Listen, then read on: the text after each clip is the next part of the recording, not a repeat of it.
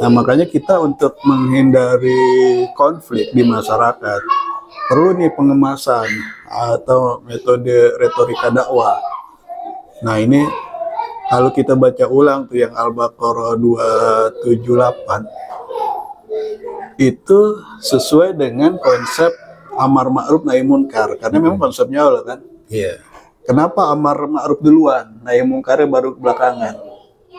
Kan nggak bisa dibalik dong. Nahi munkar atau amar ma'ruf nggak bisa kan? Amar ma'ruf nahi munkar. Karena memang orang lebih suka diajak daripada dilarang. Iya. Misalnya dilarang riba, orang nggak suka. Wah, ini dakwah riba ya, dilarang. Wah, nggak masuk kita. Nggak masuk. Kabur dia. Kabur. Kalau kita masuknya pakai nahi munkar duluan. Gitu. Riba haram, ayo dilarang, kagak boleh, hentikan sekarang juga. Nanti dimusnahkan. Nggak kabur, makanya dakwanya nggak bisa apa ya, masuk tadi nggak bisa drastis, leluasa diterima. Pelan-pelan. Iya. Nah, makanya kita harus sesuai dengan retorika Quran. Amar ma'ruf, nahi munkar, ngajak dulu. Ngelarang belakangan. Kalau perlu nggak usah dilarang. Gitu. Dulu masuk dulu. Iya, nggak usah dilarang. Nah, sekarang Al-Baqarah 278 sesuai itu. Kalau kita perhatikan, itu kan ada ya ayyuhalladzina amanu, ngajak iman, ittaqullah, ngajak takwa, wa daru ma baqiya minar riba, baru melarang. Jadi kalau kita ambil temanya, dakwah kita ya ngajakin iman, ngajakin takwa.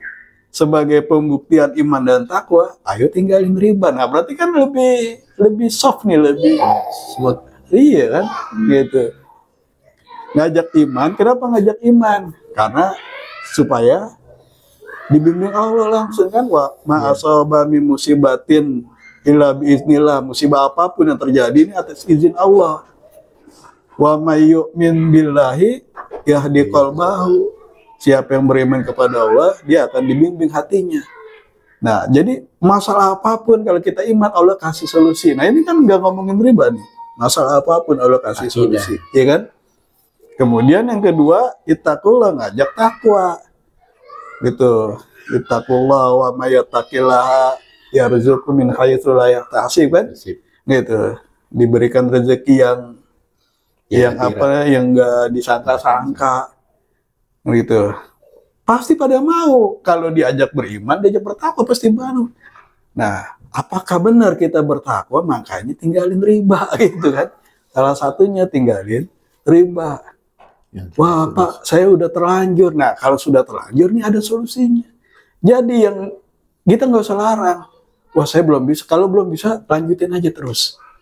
Kalau udah nggak kuat, baru ngomong lagi sama kita. Kalau kebentur, baru ngomong, gitu kan. Kita nggak bisa larang, dilarang nggak bisa, ya udah terusin aja, gitu kan, gitu. Kalau nggak bisa dilarang, Al-Quran yang ngelarang.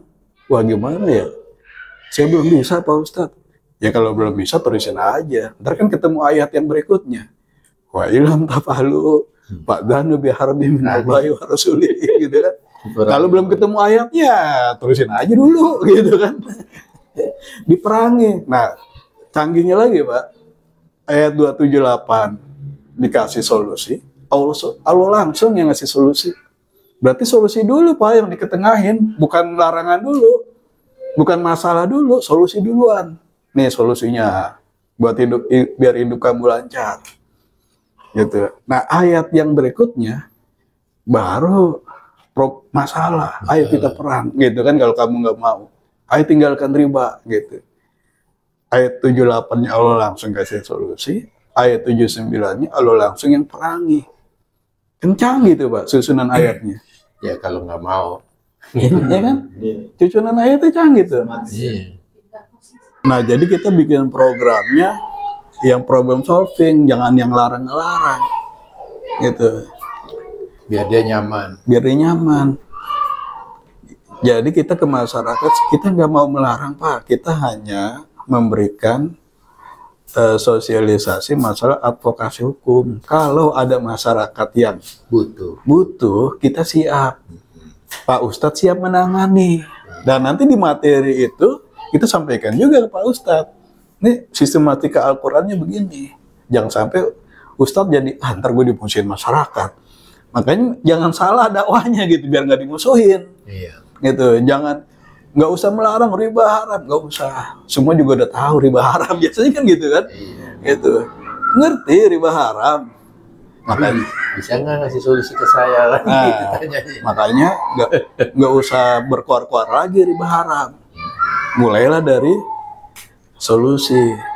Solusinya yang paling kena dapat solusinya adalah yang sudah bermasalah, yang sudah kepentok masalah debt collector, ya kan, pinjol. Nah itu solusinya gimana? Ya dua kan, pembenahan mental biar kuat, sama advokasi hukumnya, gitu. Nah kita masuk ke situ Pak. Nah sekarang kan tinggal kita pilih nih, apakah kita mau ke masjid? Kalau ke masjid berarti kan targetnya adalah dua itu tadi, tiga, penguatan mental, advokasi, sama bank infak, gitu.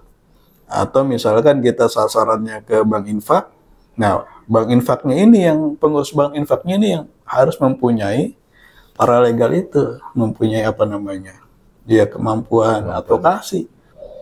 Nah kira-kira kita lebih leluasa mana nih? Ke masjid, DMI, gitu kan, apa di jaringan bank infak nih. Bisa juga ke guru-guru Pak, karena guru-guru yang paling jadi korban pinjol, gitu.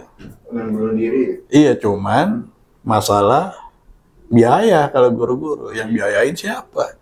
Kalau dia harus bayar, ya repot juga kayaknya, gitu kan. Kecuali yang bayarnya lembaga zakat, gitu kan. Tuh.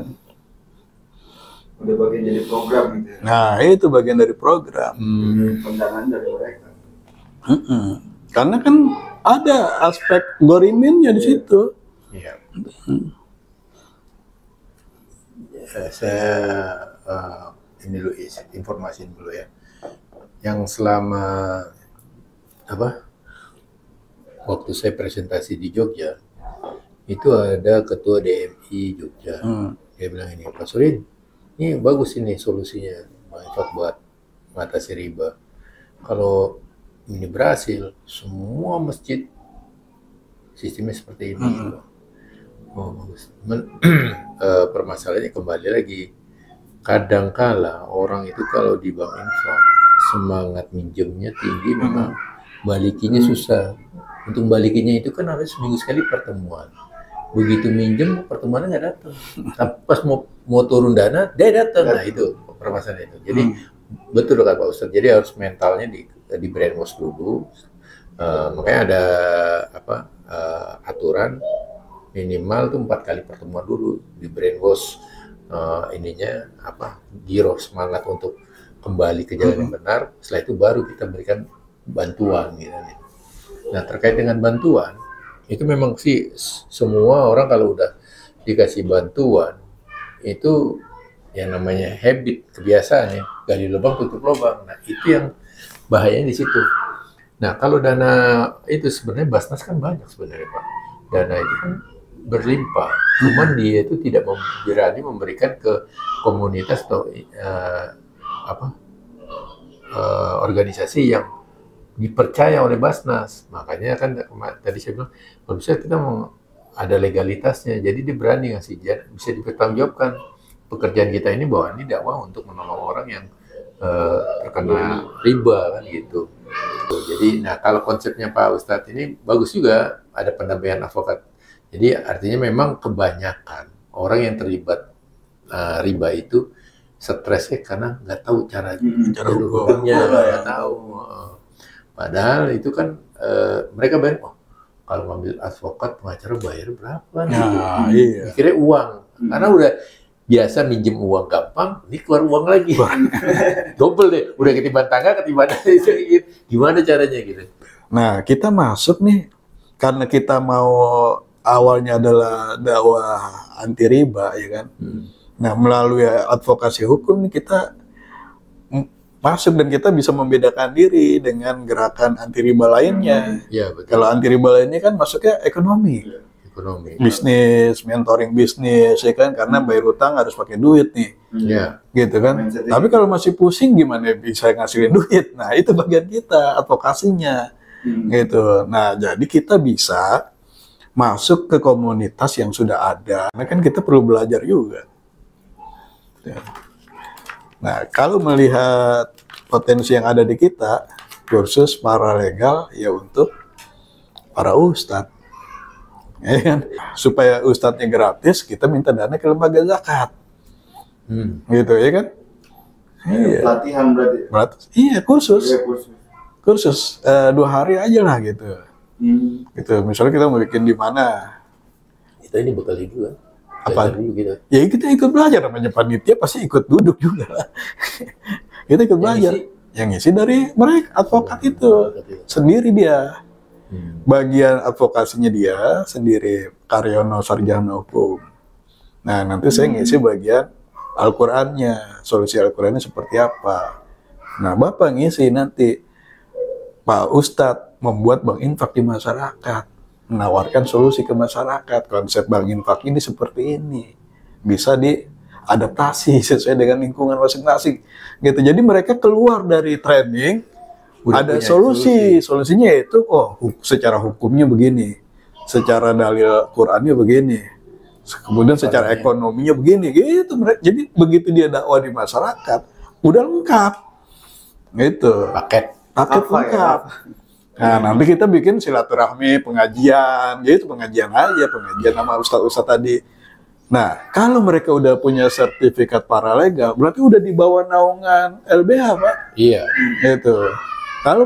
Karena mereka tuh udah setengah advokat, manusia setengah advokat, gitu kan? Iya. Gitu. Dia udah tahu solusinya. Nah, mereka di bawah naungan kita, LBH kita.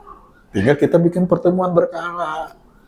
Nah, ini kan bisa dikelola tuh menjadi sebuah komunitas. Jadi gitu Pak, nanti kalau masalah ekonomi saya setuju Pak. Ustadz, nanti kalau misalnya ekonomi mungkin saya bisa kasih solusi ya.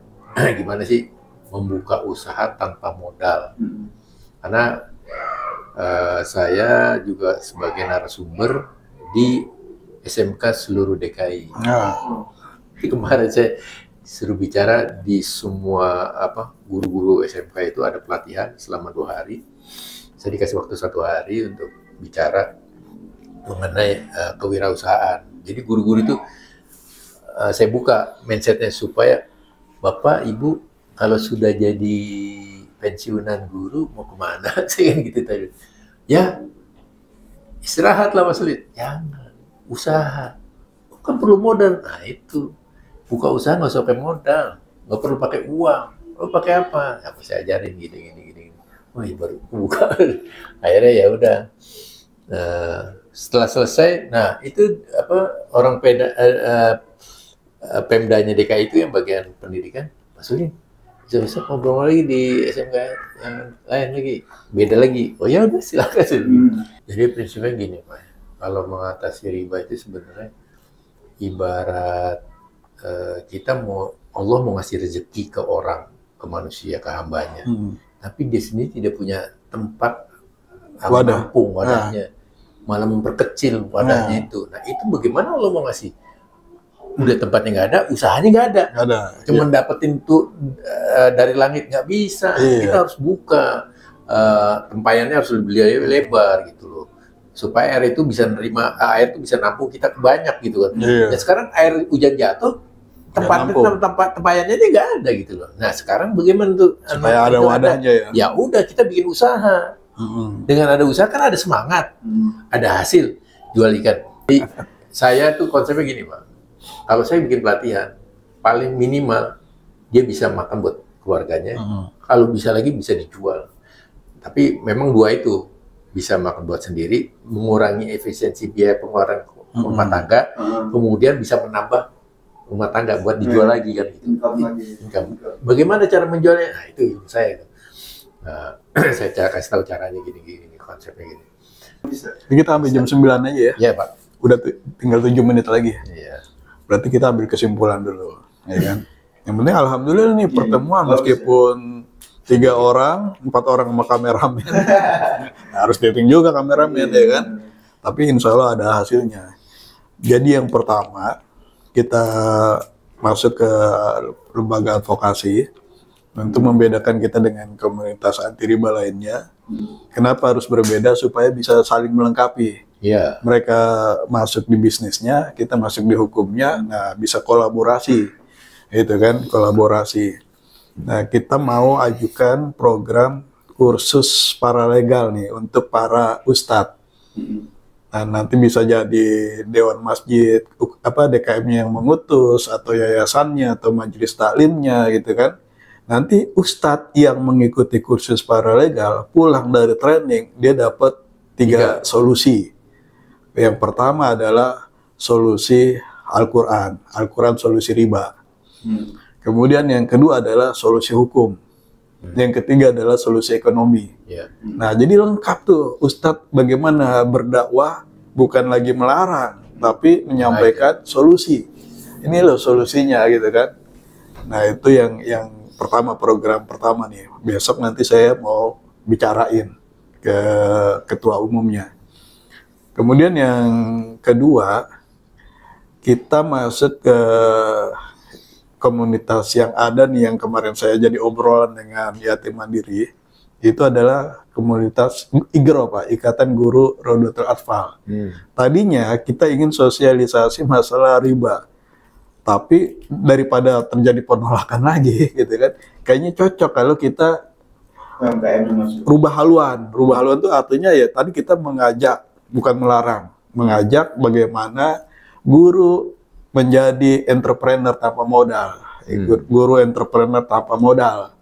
Nah, nanti kalau udah pensiun bisa dilanjut. Iya, atau jangan nunggu pensiun kan? Iya, nggak nunggu pensiun, artinya dia punya bayangan, oh mulai dari sekarang ya, jadi startup. Iya, atau bisa kan sambilan bisa. mengajar juga, entrepreneur juga, gitu kan? Karena guru Rodotul Atfal itu kan rata-rata mama, ibu-ibu. Apalagi kalau pas libur anak sekolah, itu waktu yang paling banyak buat usaha. Dan bisa menjadi konsumsi itu anak-anak itu kan, makanan itu. Makanan sehat. Makanan sehat. Jadi dua program ini nih, yang satu melalui LBH, yang kedua kita ke lembaga zakat. Ya, alhamdulillah, mudah-mudahan pertemuan singkat ini kita menjadi barokah untuk pengemasan dakwah anti riba yang lebih konkret, lebih go green. Lebih konkret, lebih konkret dan lebih adem, tidak memvonis, tidak menakut-nakuti, gitu kan, sehingga bisa diterima dengan nyaman. Oke, insya Allah ya. Kita tutup pertemuan kita dengan membaca doa kafaratul majlis.